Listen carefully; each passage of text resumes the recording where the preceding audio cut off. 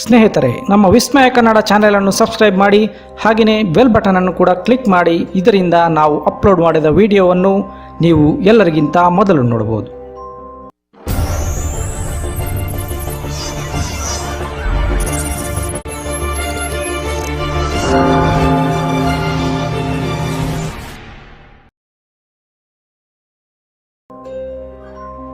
ಗೆಳೆಯರೇ, ವಿಸ್ಮಯ ಕನ್ನಡ ಚಾನೆಲ್ಗೆ ಸ್ವಾಗತ.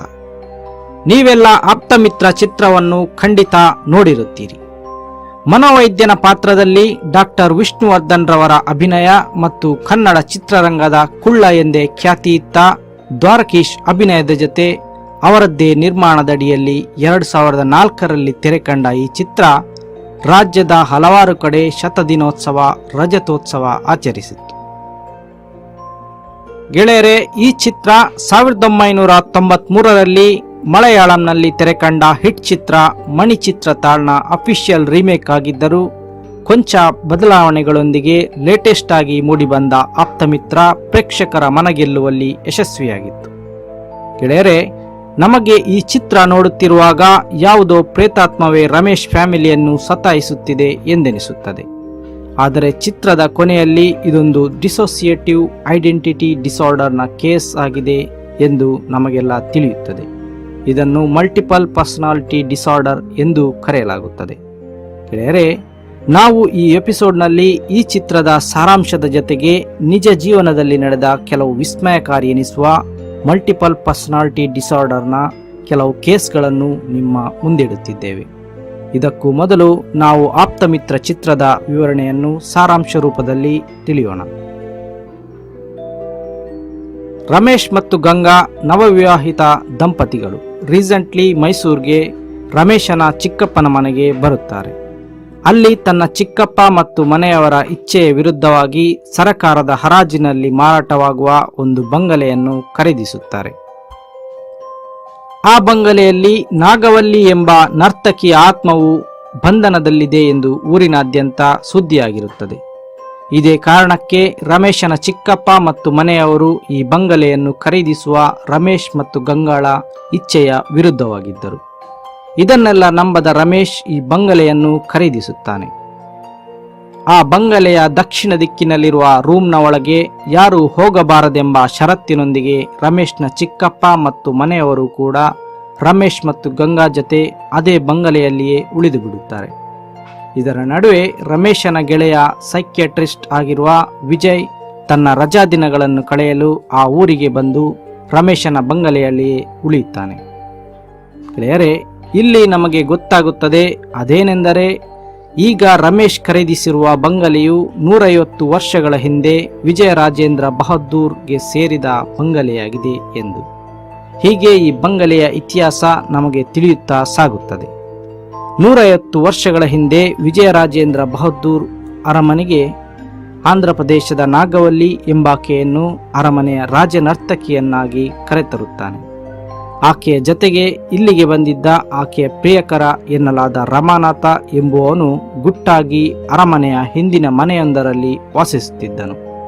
ಇವರಿಬ್ಬರ ವಿಷಯ ಒಂದು ದುರ್ಗಾಷ್ಟಮಿಯ ದಿವಸ ರಾಜನಿಗೆ ತಿಳಿಯುತ್ತದೆ. ಇದು ತಿಳಿಯುತ್ತಿದ್ದಂತೆ ಆತ ನಾಗವಲ್ಲಿಯನ್ನು ಜೀವಂತವಾಗಿ ಸುಟ್ಟು ಬಿಡುತ್ತಾನೆ.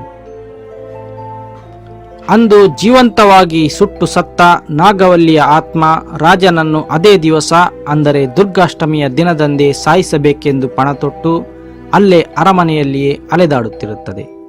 ಇದನ್ನರಿತ ರಾಜ ವಿಜಯರಾಜೇಂದ್ರ ಬಹದ್ದೂರ್ ದೇಶದ ಎಲ್ಲ ಪ್ರಸಿದ್ಧ ಮಂತ್ರವಾದಿಗಳನ್ನು ಕರೆಸಿ ಅರಮನೆಯ ದಕ್ಷಿಣ ದಿಕ್ಕಿನಲ್ಲಿರುವ ಕೋಣೆಯಲ್ಲಿ ನಾಗವಲ್ಲಿಯ ಆತ್ಮವನ್ನು ದಿಗ್ಬಂಧನ ಮಾಡಿಬಿಡುತ್ತಾನೆ. ಕೆಲ ದಿನಗಳ ನಂತರ ರಾಜ ಆತ್ಮಹತ್ಯೆ ಮಾಡಿಕೊಳ್ಳುತ್ತಾನೆ.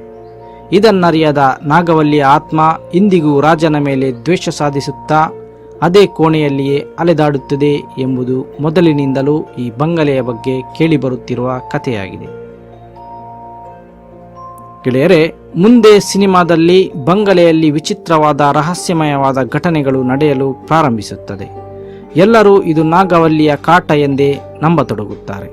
ಎಲ್ಲರ ಸಂದೇಹ ಬಂಗಲೆಯ ನೌಕರನ ಮಗಳಾದ ಸೌಮ್ಯಳ ಮೇಲೆ ಹೋಗುತ್ತದೆ. ಆಕೆಯ ದೇಹದೊಳಗೆ ನಾಗವಲ್ಲಿ ಪ್ರವೇಶಿಸಿದ್ದಾಳೆ ಎಂದು ಮನೆಯವರು ತಿಳಿದಿರುತ್ತಾರೆ.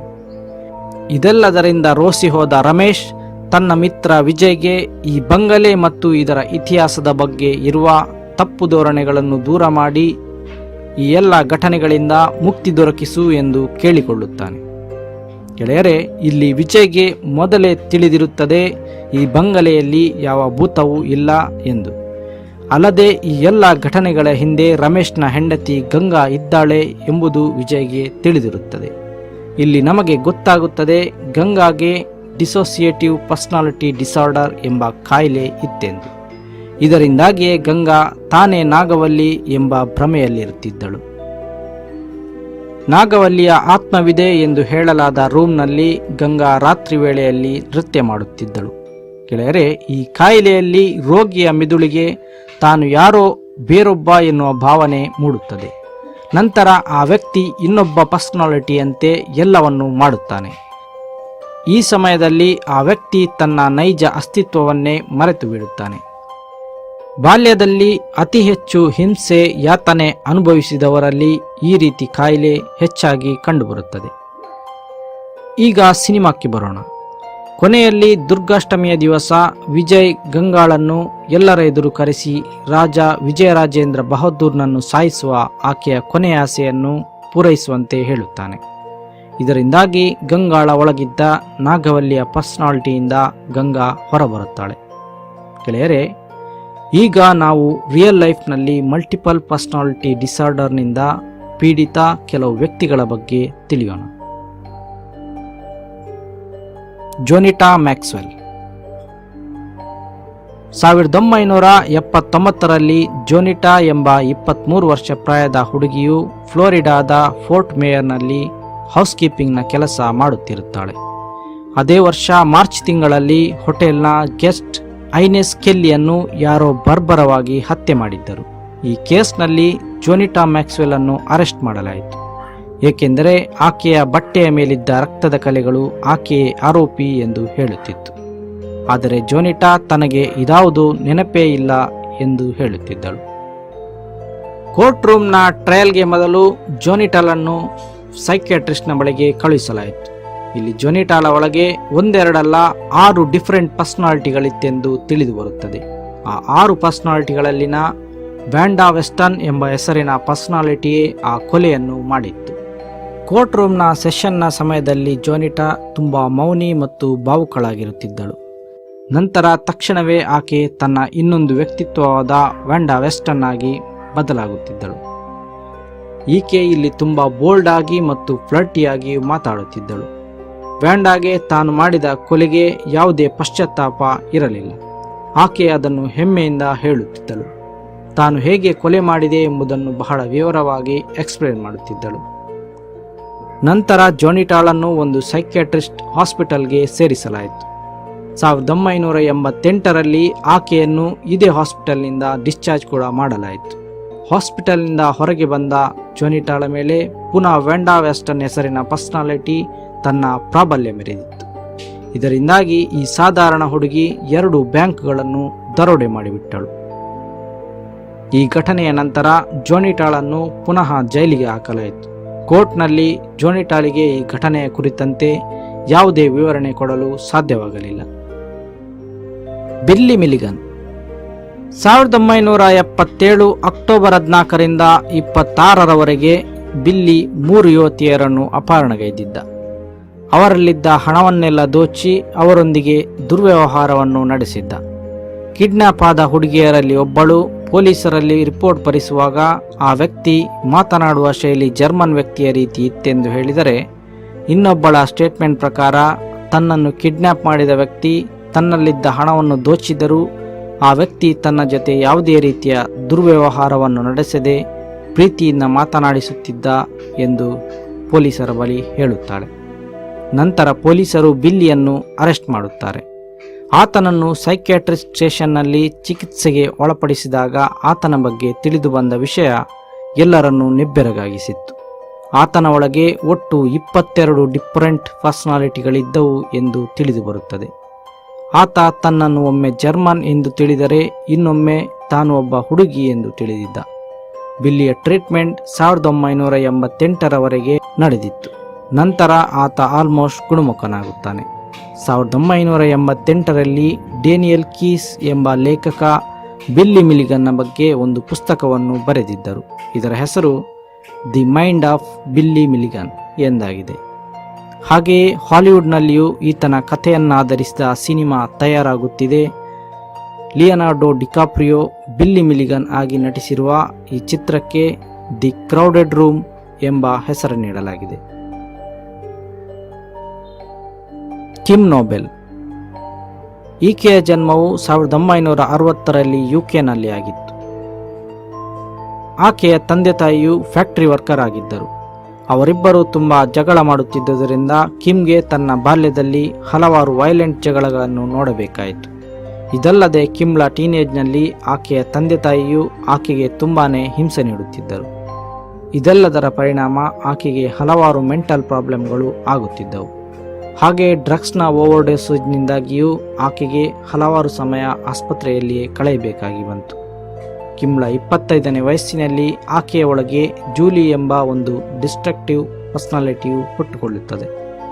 ಉದ್ಯೋಗದಲ್ಲಿ ಕಿಮ್ ಒಬ್ಬ ವ್ಯಾನ್ ಡ್ರೈವರ್ ಆಗಿದ್ದಳು. ಜೂಲಿ ಎಂಬ ಹೊಸ ಪರ್ಸನಾಲಿಟಿ ಆಕೆಯ ಒಳಗೆ ಬಂದ ನಂತರ ಆಕೆಯು ತನ್ನ ವ್ಯಾನನ್ನು ಹಲವಾರು ಪಾರ್ಕಿಂಗ್ ಮಾಡಿದ ಕಾರುಗಳ ಮೇಲೆ ಹತ್ತಿಸುತ್ತಿದ್ದಳು. ಇದಲ್ಲದೆ ಈ ಸಮಯದಲ್ಲಿ ಆಕೆಯ ಒಳಗೆ ಇನ್ನೊಂದು ಪರ್ಸನಾಲಿಟಿಯು ಬೆಳೆಯತೊಡಗುತ್ತದೆ. ಈ ಪರ್ಸನಾಲಿಟಿಯಲ್ಲಿ ಆಕೆಯು ಮಕ್ಕಳನ್ನು ಮಾರಾಟ ಮಾಡುವ ಗ್ಯಾಂಗ್ ಅನ್ನು ಆಪರೇಟ್ ಮಾಡಲು ಶುರುವಿತ್ತಳು. ಗೆಳೆಯರೆ, ಈಕೆಯ ಈ ಪರ್ಸನಾಲಿಟಿಯ ಹೆಸರು ಹೆಲಿ ಆಗಿತ್ತು. ಇಲ್ಲಿ ವಿಚಿತ್ರವೇನೆಂದರೆ ಕಿಮ್ ನೋಬೆಲ್ ತಾನೇ ಸ್ವತಃ ಆ ಗ್ಯಾಂಗ್ ಮೆಂಬರ್ಗಳ ಬಗ್ಗೆ ಪೊಲೀಸರಿಗೆ ತಿಳಿಸುತ್ತಿದ್ದಳು. ಹೆಲಿ ಪರ್ಸನಾಲಿಟಿಗೆ ತಿರುಗಿದ ಬಳಿಕ ಆಕೆಯೇ ಆ ಗ್ಯಾಂಗ್ನಲ್ಲಿ ಕೆಲಸ ಮಾಡುತ್ತಿದ್ದಳು. ಒಂದು ದಿನ ಸಡನ್ ಆಗಿ ಯಾರೋ ಕಿಮ್ಳ ಮನೆಗೆ ಬೆಂಕಿ ಹಚ್ಚಿ ಆಕೆಯ ಮೇಲೆ ಆಸಿಡ್ ಅನ್ನು ಎರಚುತ್ತಾರೆ. ಕಿಮ್ಗೆ ಇದೆಲ್ಲ ಯಾರು ನಡೆಸಿದ್ದೆಂದು ನೆನಪಿರಲಿಲ್ಲ.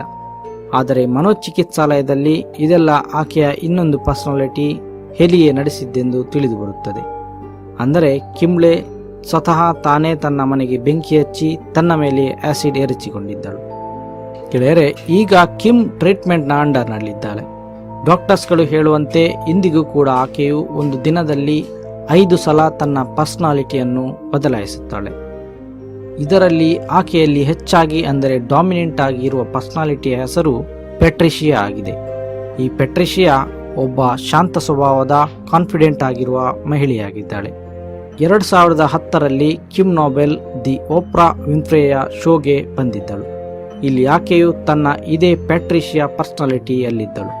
ಕಿಮ್ ನೋಬೆಲ್ನ ಈ ಘಟನೆಗಳ ಬಗ್ಗೆ ಒಂದು ಪುಸ್ತಕವು ಬಂದಿದೆ.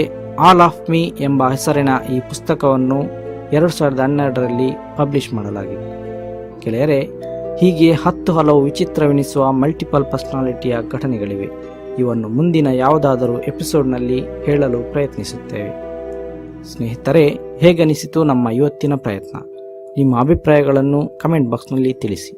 ಹಾಗೆಯೇ ನಮ್ಮ ಈ ವಿಡಿಯೋವನ್ನು ಶೇರ್ ಮಾಡಿ, ಲೈಕ್ ಮಾಡಿ ಮತ್ತು ನಮ್ಮ ಚಾನೆಲನ್ನು ಸಬ್ಸ್ಕ್ರೈಬ್ ಮಾಡಿ. ವೀಕ್ಷಣೆಗಾಗಿ ಧನ್ಯವಾದಗಳು.